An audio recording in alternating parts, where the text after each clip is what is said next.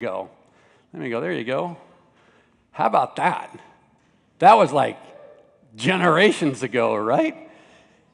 That's actually the wedding ceremony of Dorothy Joyce Dalrymple to Richard James Anderson. It was July 13th, 1957, in the suburbs just outside of Boston, Massachusetts. They're better known to me as my mom and dad. That's right, you have them to thank.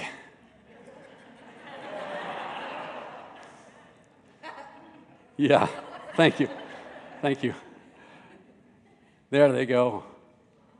I'd love to have that car now. Well, this past Thursday, my mom and dad, they celebrated 60 years of marriage. 60 years of marriage.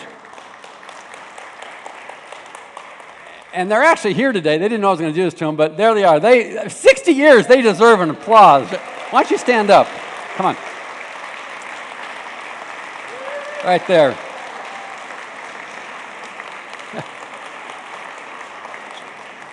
Mom, you haven't changed a bit.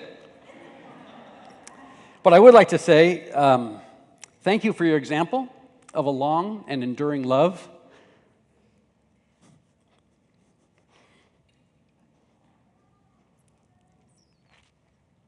For 60 years, they've been patient with each other.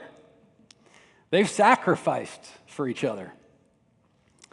And they've retained hope because they're forgivers. And they're willing to lay down their lives for each other.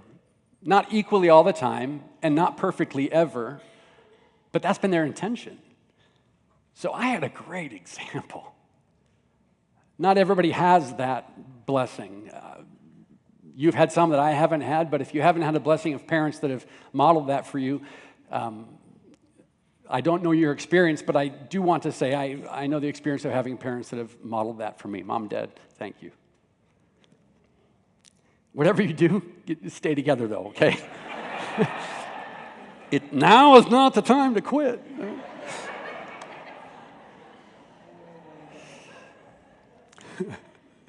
So marriage is more than a commitment not to leave someone, right? We looked at this last week. It's a commitment actually to become one with that someone, to experience the oneness that God has designed marriage to be. Well, to experience that, it requires, it demands a love that is both great and a love that is costly. To say I do to another person is to say that for the rest of your life, you will love them as Jesus loves, and it's not just a pithy spiritual saying. It is a commitment. When we say I do, we are declaring that life is now about someone else. Love is expensive. And love costs more than any one of us thinks it will. We find out the degree to which our love will cost us and test us only once on the other side of the words, I do. So as we've said last week, love is costly, it's radical, it's extreme. And here's our big idea. Only costly love creates oneness. Marriage is about oneness, not just the determination not to leave someone. It's about oneness. And it doesn't come cheap. Last week we looked at John 17 for a few moments. And in John 17, we won't go back to that prayer again, but in that prayer, Jesus makes a statement. Essentially, he says this: Father, oneness between us and human beings has been achieved. Oneness between us and human beings has been achieved. Imagine that. The divine being united to human beings. And Jesus in this prayer is acknowledging that that has been accomplished. Based on what? His pending death, which within hours would take place. Oneness had been achieved with human beings only on the basis of Jesus' death. We are one with God only because someone died. We are one with God only because someone chose to die. The path to oneness in marriage is exactly the same path. Oneness is achieved when someone decides to die for the other. And Jesus is not our prime example. Bottom line, he's the only example. He really did die for us. So to say I do is a commitment to oneness. It is therefore a commitment to die to oneself. And this is a theme that we've been unpacking in the last several weeks. Last week we considered 4 behaviors, 4 manifestations of love which build oneness, right? A love that builds oneness, you'll see the summary there in your notes if you're looking at your outline. A love that builds oneness is a love that goes like this. I will care for you as Christ cares for me. I will know you and let you be known by me. I will be honest and transparent with you, and I will purpose to be. I'll lean in. I'll purpose to be your companion. So we looked at those 4 last week. Those are expressions of love which can serve as our game plan, right? We talked about emotional needs and all that wrapped up into this, but here's our game plan. This is how I'm going to move forward with my spouse. And I think we'd all agree, oneness in marriage is a good thing. Oneness in marriage, being close to somebody else more than anyone else in the whole world, that's not just a noble endeavor. That's what we desire. We don't get married to be lonely. We get married to share life with someone, but to share them and to be part of them. And so we have our picture of what closeness can look like. These things will achieve that closeness, that oneness. We have a plan. We begin to work the plan, right? But then there's some roadblocks, right? Some glitches, some hiccups in the giddy up, right? And all of a sudden, that oneness and moving toward it with these intentions, these behaviors, all of a sudden becomes difficult. Why? Well, because the other person doesn't seem quite as willing to engage on this level as I am, right? The roadblocks actually seem to be the other person. It's like Mike Tyson said, it's nice to have a game plan until somebody punches you in the mouth. Now, excuse the boxing reference when we're talking about the subject of marriage, but the reality is our spouse can interrupt. Our spouse can, in our minds, negatively, and certainly in reality at points, be a negative impact on the best intentions to oneness.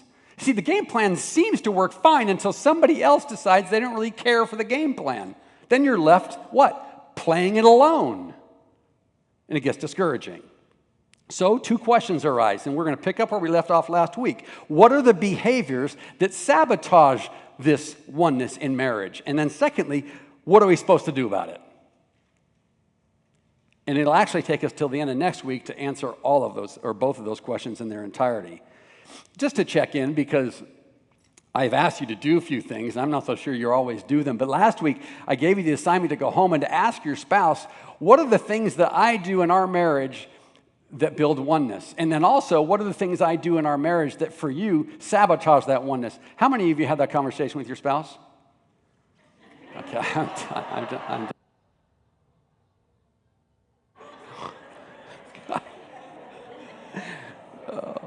I'll take the hit for it. I just didn't communicate the homework assignment very well. I understand. That was my fault. Would you please forgive me? If you only knew what I was thinking. All right. So, what are the behaviors that sabotage our friendship? No. What are the behaviors that sabotage oneness in marriage? The first is unrealistic expectations. All right? You want a plan to sabotage? We looked at a plan for oneness. Here's a plan for sabotage. Right? Maintain, get a firm grasp on some unrealistic expectations for your spouse. In her book, The Proper Care and Feeding of Husbands, Dr. Laura Schlesinger tells a story about a new shopping center. A new shopping center that was being constructed in town. The shopping center was called the Perfect Husband Shopping Center. This was a shopping center where a woman could go and choose from among many men to find the perfect husband.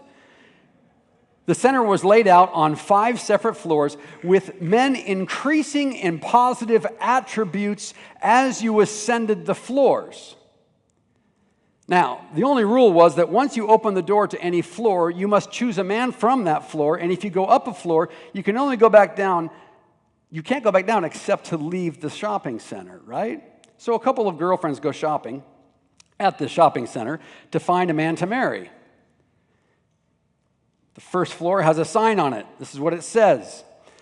The men on this floor have high-paying jobs and love kids.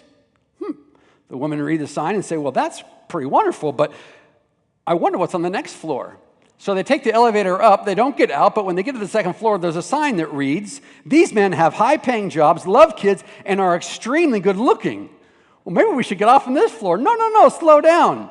I wonder what's further up, one of them says. So they go to the third floor, find another sign. "These men have high-paying jobs, love kids, are extremely good-looking, and will help with the housework." Wow, say the women. Very tempting, but there is a fifth floor or a fourth floor.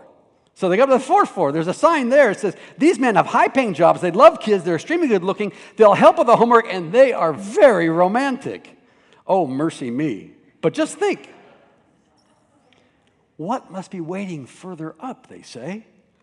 So up to the fifth floor they go. The fifth floor sign reads, "This floor is just to prove that women are impossible to please."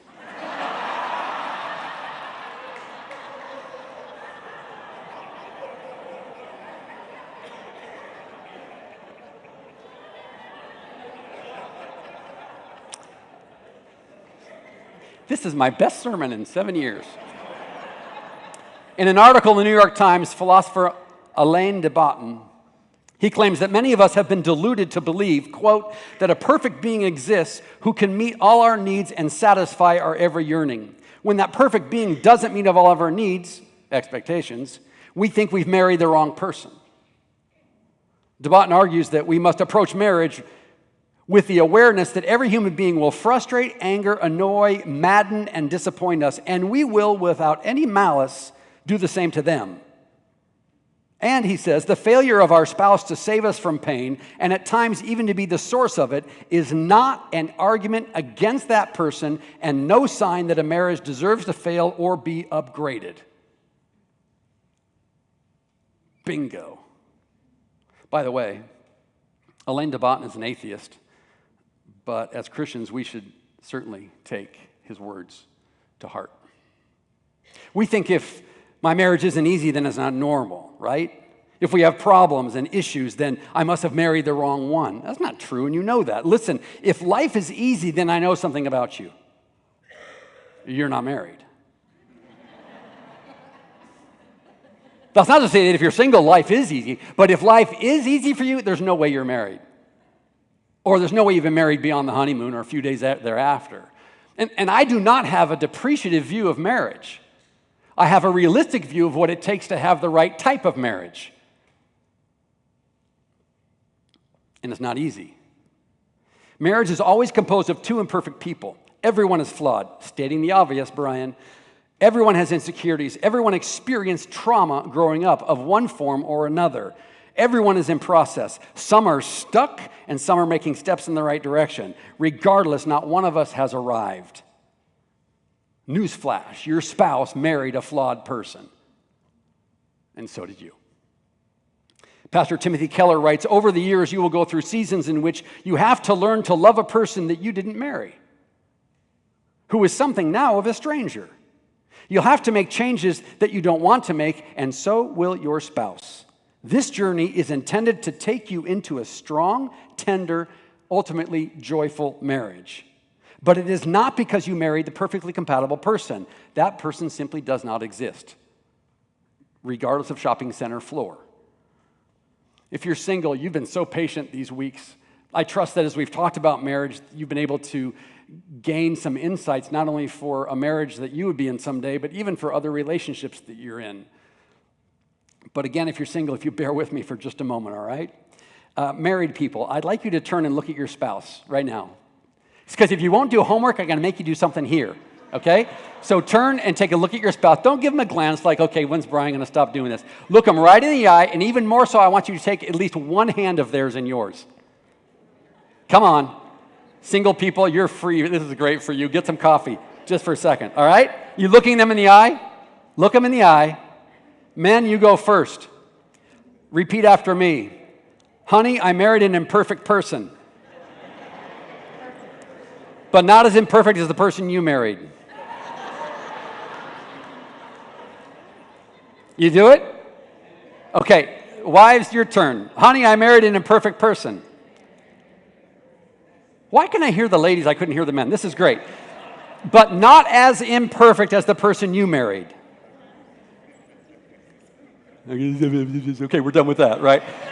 Okay, shake your hand free, let them go, all right? Listen, get a grip on the fact that you're both flawed and that marriage is about bearing with each other as those flaws are brought to bear on your day-to-day life, and you know that they are. If you're going to set a bar or a standard of behavior, set it high. Have high expectations for yourself. And have a high degree of love and patience for your spouse. If you set a high bar of unrealistic expectations for your spouse, you will sabotage your marriage. They are not responsible for your happiness, even if that was the motive for you marrying them. They're not responsible for that. And they are not responsible to do everything that you did just because what you learned to do in life you learned from your family of origin. They're not responsible to do everything the way you were told to do things growing up. So, unrealistic expectations will sabotage your marriage. Also, unaccepted differences will sabotage your marriage. See, before marriage, we tend, and you know, to overestimate what we have in common and underestimate what we don't have in common. We've all heard those couples, right? That are only recently dating. They'll say things like this: we've been dating for only 3 weeks and we have so much in common. We're like soulmates. Yeah. Tell me the same thing 3 weeks after you get married, right? You'll have a few surprises. So we know differences abound in marriage. To begin with, you're a woman, he's a man.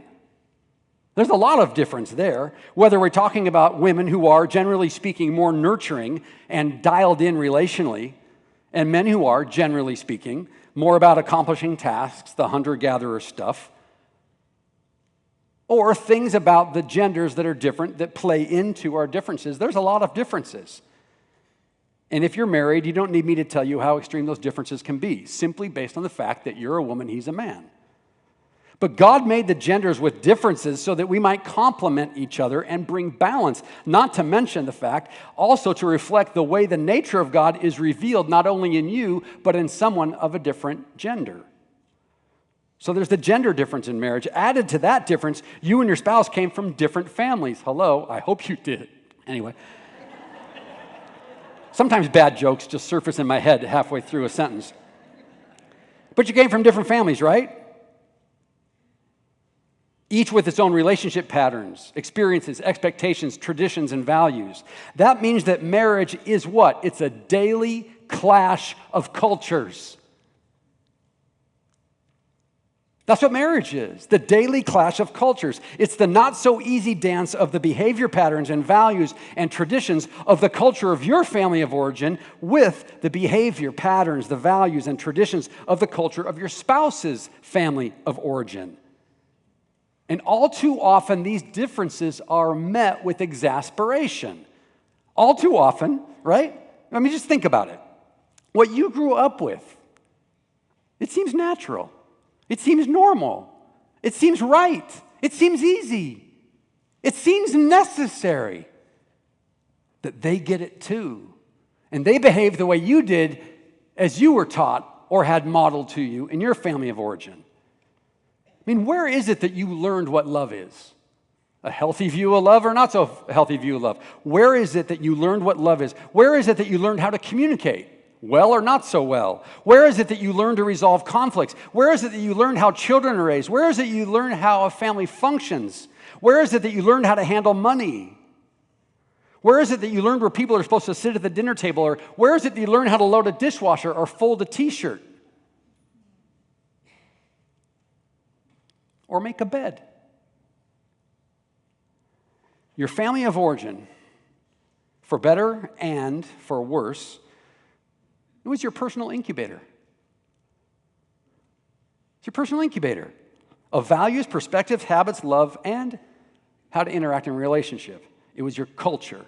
Just as it's normal for the Japanese to bow when they greet each other, just as it's normal for North Americans to shake hands, for Latinos to kiss on one cheek, and for the French to kiss on two, it is normal and presumed proper and right for you and I to engage in life and relationships based on the values, practices, traditions, habits of what? Our family culture of origin. And you cannot bring both the strengths, You cannot help but bring both the strengths and the brokenness of your family of origin into your marriage. It's your culture. It's your come from. It just happens. And it's okay. It's where you learn to do life, and it's where you learn, in some cases, just to survive.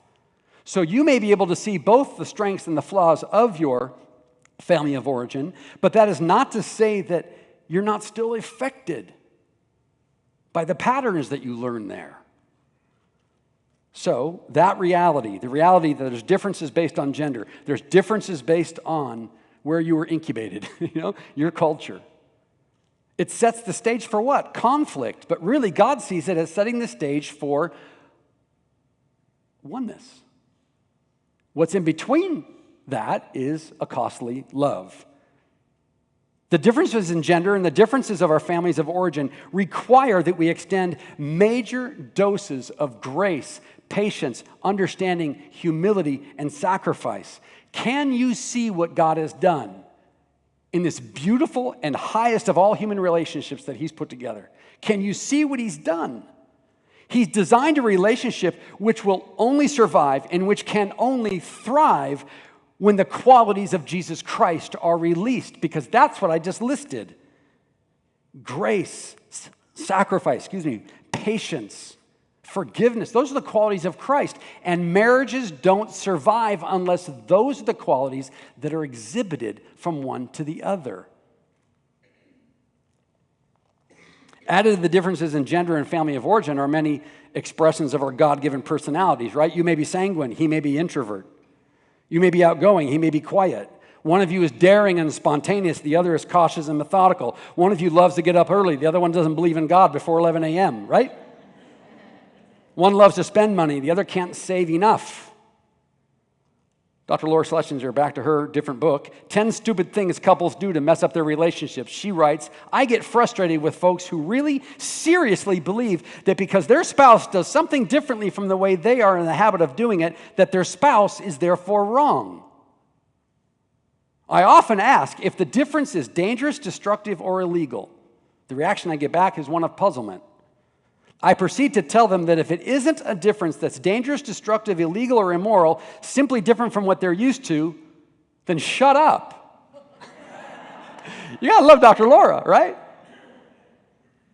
Let it go, let it be. Enjoy the difference, embrace it. God has established the environment of marriage such that it will only thrive with costly love when it flows from you to your spouse. If you resist and resent your spouse for those points where you're different, your marriage will suffer. All right, something else that sabotages marriage is unresolved issues. Unresolved issues. There's a good chance that in your marriage there are themes, right? There are themes or topics that just keep surfacing but which won't or don't seem to so quickly get resolved. Maybe that's because when you approach the theme, it's hard to explain yourself, or you've done it before and we didn't have a good sort of conclusion or outcome to the conversation. Maybe you don't talk about certain issues because you don't want to be misunderstood, or you're afraid it just won't have a good ending. And so what happens? There can be themes, whether it's related to something having to do with your family. It could be related to finances, raising the children, your sexual relationship, all sorts of things. But certain topics, or at least certain parts of certain themes, we just don't touch in our marriage. Listen, an unresolved issue will sabotage your oneness because you're retaining something that to you is important to communicate, but you choose not to communicate it. We talked about that last week on the positive side when we said it's a commitment to honesty and transparency. Listen, my encouragement to you is deal with it. Deal with it because it's not going away. And the next time it surfaces, whether you can control the issue or not, the next time it surfaces, it'll be more potent and even seem larger and more difficult to resolve. Listen, the biggest problem in marriage is not when you have a disagreement and there's tension, frustration, even anger. The biggest problem in marriage is apathy. It's ambivalence. And ambivalence is what sets in when somebody has tried to do everything, right? To reason with, to plead with, to scream about. They've tried everything and there's nothing left to try, so what do? Well, part of them inside related to the marriage just died. They become ambivalent, apathetic. That's the worst part of a marriage. It's the most dangerous stage. Not when there's even heated conversation, and I'm not suggesting go have a fight and say things you shouldn't say, but I'm saying that the tension that we tend, it's because of the tension we tend not to touch unresolved, that's why they're unresolved. We tend not to touch certain topics that are difficult, right? We don't want the tension, it's just difficult. That's not so bad. What is bad is ambivalence, and you'll get to that place. One or both of you will if you leave things unresolved.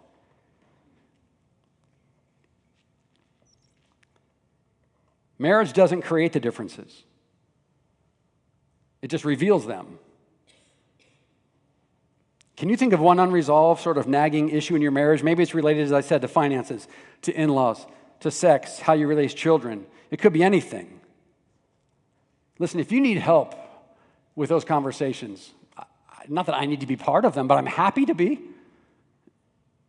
Talk to your spouse and come in, and sometimes it's helpful to have a third party help you navigate. It's what I do. They don't call me the marriage whisperer for nothing.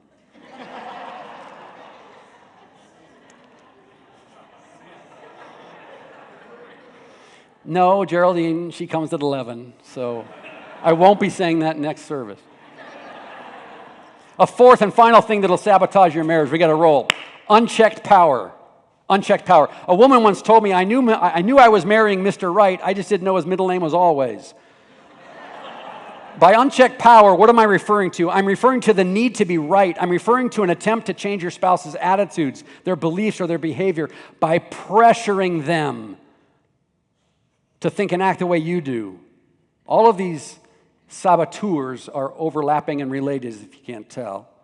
If you lecture your spouse instead of respectfully discussing issues, if you feel your opinion is superior to theirs, if you talk over them to prevent them from having a chance to explain their position, or if you dismiss, ridicule, or criticize their point of view, you are attempting to control. Or you could say you are making a move for power, and it'll sabotage your marriage. If you feel the need to always be right, if you listen to your spouse only long enough so that you know where to go next in your argument, you have a power problem. If you listen not so that you can understand their point of view and connect with them, but listen only to develop your strategy to come out on top, well then you have a power problem. And what you're doing is wrong. And what you're doing will sabotage oneness. One of the disadvantages of talking about marriage is I only have one example. It's mine, so bear with me. Just last week, I had a conversation with Geraldine. We were sitting just casually on the couch. She's trying to get my attention. I'm with the remote. I mean, it is Wimbledon week last week. Anyway, so we get talking, all right? And what I did was I shared with her. I'm going to leave this part ambiguous, but but enough so that you can understand. I shared with her a conversation that I had had just a day or two before with a member of my extended family, my family of origin, right? And it wasn't a bad conversation, but it was a conversation where there was a little bit of awkwardness in it based on the theme. And the longer I was in the conversation with my family member, again, not Geraldine, a family member, my family of origin, I could start to feel in me anyway a tension and a frustration. So I did my best to tie off the conversation, hung up the phone, and anyway, so I was relating this phone conversation I had with a family member to Geraldine as we sat there on the couch. And she says to me, I don't think I would have even thought to approach it the way you did, it being the conversation I had with my family member. It simply would not have occurred to me, she said, to take the perspective that you did related to your family.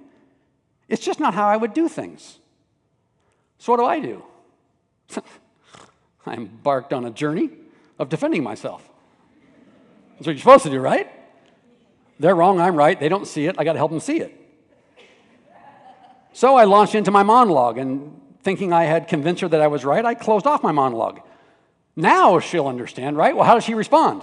Quote, okay, but it still would not have ever occurred to me to take the position you did. Ding, ding, ding, round two. Clearly she's missing something here. So I'll explain it again. I went through the whole thing again. Same result. Only now, where is the tension? Sitting there on the couch between the two of us. So now I'm thinking, but I'm not done. It's time to regroup. I'm thinking, how can I communicate in a more persuasive way? Somehow she's not getting it. I need to make sure, for the sake of our marriage, I need to make sure that she gets it, that she understands my perspective and agrees with me. Besides, what does she think? That somehow she was in the conversation and she knows exactly how the conversation should have gone? So it was becoming quite clear to me that she had something to learn. What I wanted to do was to push and to persuade and to convince her that I was right. You do that, I do that, we sabotage our marriages. But I wanted her to know I was right, because being right comes with its privileges, right? A sense of satisfaction, a sense that justice was served, right? And sort of the sense of self-adulation. Once again, I was right, she was wrong, and now she admits it. And so I pushed and I pushed. What do you think I gained? Tension. What a prize. Yeah, I got some tension out of that. I was right. I pushed and I pushed. All because I was determined to prove my rightness in a matter that wasn't even related to her. Let me say something very, very clearly. More times than not, being right is being stupid. It just is. Having to be right means you're trying to protect something. In our home, meaning Geraldine with our 4 kids and me, we have a saying. The saying is this: it's good to be wrong. I said that to one of our 4 children a couple of years ago. It was one of the boys, but it applies to all 4 of them. and he was trying to prove to his siblings that he was right and they were wrong. You know, newsflash, that happens with kids all the time, right? But I said to him, you know what, it's okay to be wrong. It's okay to be wrong. Matter of fact, if you can see that you're wrong and admit it, you're going to feel better. As long as you're trying to drive home that you're not wrong, you're going to have the burden of proof, which brings pressure, and you're going to have the tension that they may not agree with you. And if it's your sibling, you can be guaranteed they won't agree with you. You were wrong and they were right. So you are fighting a losing battle. And so I said to him, it's good to be wrong. Well, we've said that so many times now in our family that now we're all told that when we're trying to prove a point at home. Well, what's true for the Anderson children is true for their parents, and in this case, their father. So I'm sitting there back to me and Geraldine on the couch, right? And I remembered what we say in our family. It's good to be wrong, and it's even better to be able to admit it. So sitting on the couch, I got to thinking about what was I trying to protect and preserve? Why was it so important for me that my wife could see that what I was saying to another family member was the right thing to say? And that my position was not only justified, but it was actually a favorable position. Well, the more she talked about, hey, I wouldn't have done it that way, what I felt was, what? She was saying I was wrong. And not just that I was wrong in the moment, but there's something deeper about me and my character that needs some adjusting. And I didn't like that. I felt like my reputation is at stake. I want her to see me what? As a reasonable, as a sensitive, as a caring person. And really what she was saying to me by way of the way I received it was, hey, you're not that sensitive. Because I wouldn't have done it. Not that way, ever. It never even occurred to me. I'm going to pour some salt on the wound, would you? It would never even have occurred to you to be what? As insensitive as I am.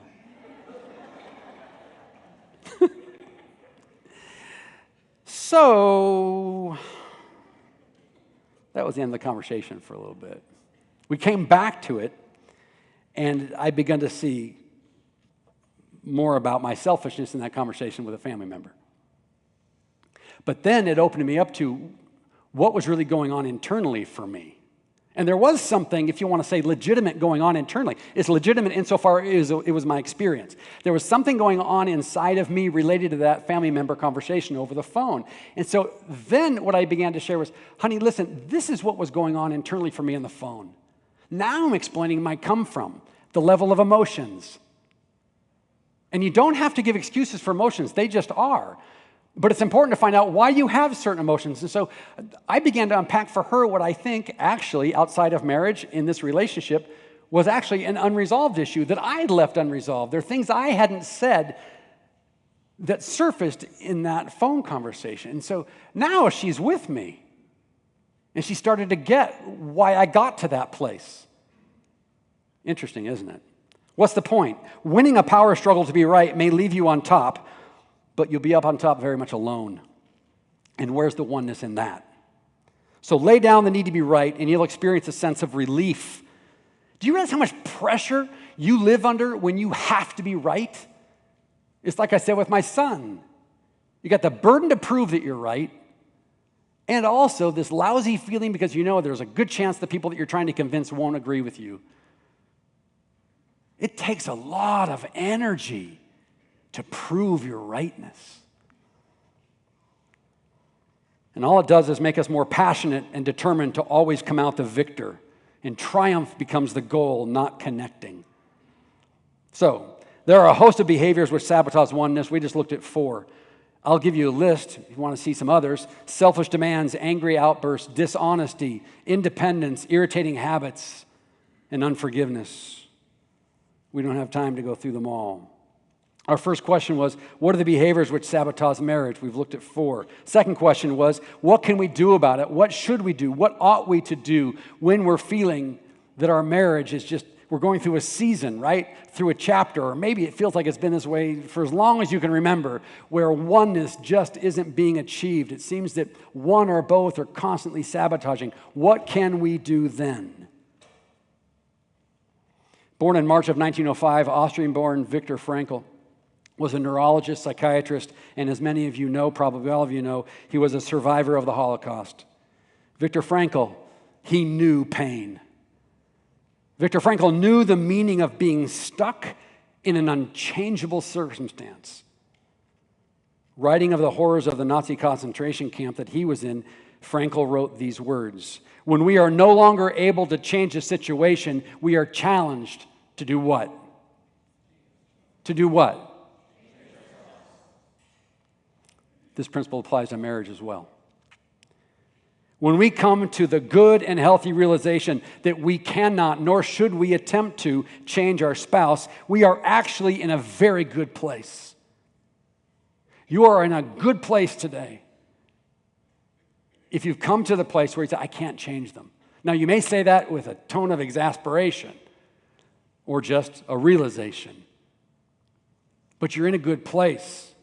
Because then it frees you up, hopefully, to see that now you can focus on your real calling in marriage, which is what? To change yourself. It's the only person you do have the ability to change. Our natural response to a spouse who appears to do more to sabotage oneness than to help build it is to become angry, resentful, and ultimately discouraged, or we could say, even more desperately so, despairing. Going back to Viktor Frankl, he said something very true about despair in an interview I watched not too long ago. He explains despair as a mathematical formula to begin with. Here's that formula. D equals S minus M. What's he mean? Despair is suffering without meaning. Everyone suffers. But a suffering that leads you to despair is a suffering for which you can see no meaning, in which you can see no meaning.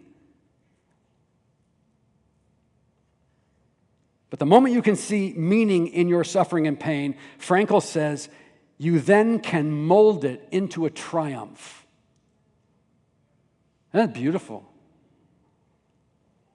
But you must know for what? You must know for what reason you're suffering. What then is the meaning in marriage that's going to see you through a season of pain or conflict, or seemingly ongoing, never-ending pain, conflict, and adversity? First of all, I hope you realize the free choice you have in marriage every day, countless times. Regardless of your lack of contentment, you have the freedom of response. No one can force a reaction out of you. That freedom is yours, and that freedom is marvelous. So if you're despairing today, let me encourage you. You have choices to make, wonderful choices. Make a choice in favor of the meaning of marriage. And that is to be to your spouse and therefore treat your spouse as Jesus has been to you and always treats you. Therein is your meaning. That's what takes suffering and keeps it from despair. Flip it on the positive side. That's what takes suffering. Suffering with meaning results in great contentment. Even those circumstances don't change. Remember, Jesus loved you when you had no interest in him. No love for him at all. The Apostle Paul said to the Christians in Rome, Jesus didn't die for you when you became his best friend. He died for you at a point in time when actually he would describe you as his enemy. Jesus died for enemies because that's what we were. Jesus died for the world when the world wasn't giving him a thought. That includes us. In a recent article in Relevant magazine, Deborah Folletta writes this: "We live in a world that despises the sacrificial side of marriage and tries to wish it away. They teach to strive for power, control, and the upper hand in a relationship. They tell us to do what feels right and not to tolerate anything less. They fool us into thinking that love is about doing what makes us happy. And the second we feel less than happy, they encourage us to bail out, to abandon ship, and to stop investing. But they've got it all wrong. Because the more we give, the better we become. Real love is not self-seeking, and it will always cost you. It will cost you your heart, your time, and your money. It will cost you your comfort, your rights, and your pride. It will cost you to lay down your life for the life of another. But listen closely. She is so right. And only those who learn to die to themselves are the ones who get to experience the resurrection power that comes with it." Could Jesus have experienced resurrection without the crucifixion and his death? Duh, no. Something has to die before it can be what? Resurrected. Do you want to experience that same resurrection power in your marriage? Then focus on the one thing you have the power to control, your choices to die daily, again and again, to your own desires and to bless your spouse, the one who you believe, and may rightfully be so, is sabotaging your marriage.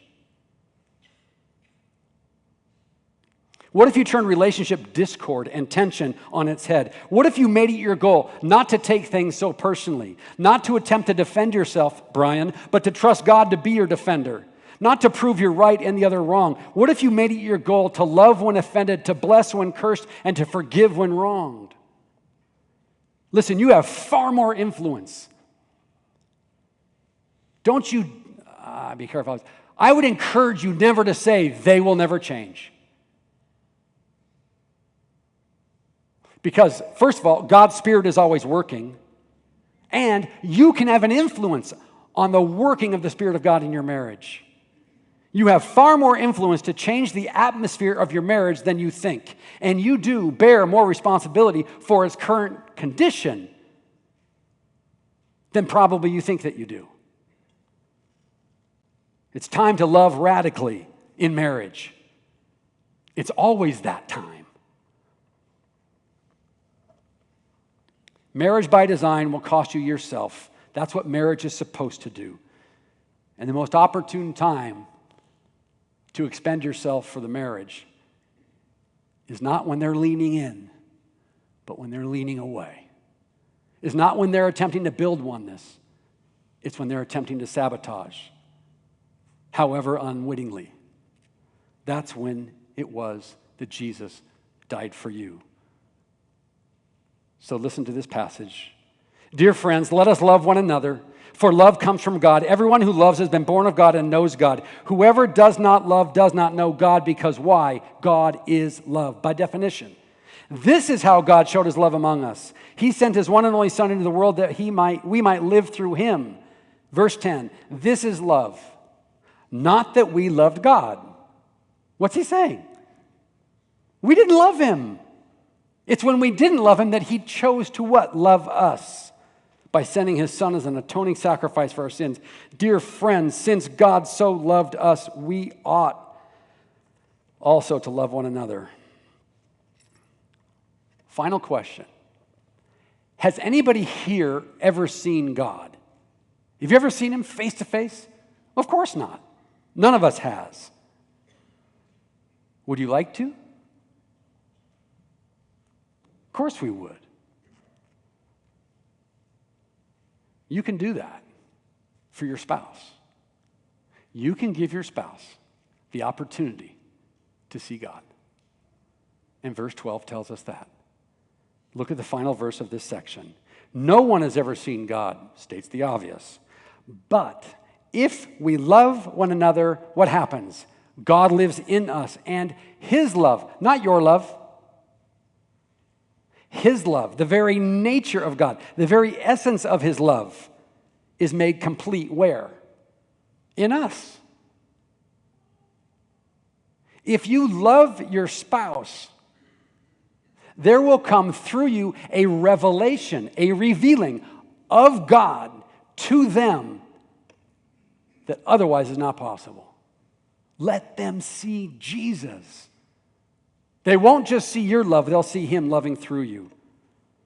It is made complete in us. Listen, you cannot make your spouse change, but you can reveal your spouse the presence of God in you by the love you choose at any cost to express toward them. That is the meaning. That is the meaning. Do that and you will not despair. Do that and you will release the Spirit of God upon your marriage. Amen? Let's stand and sing. And as we sing, if you want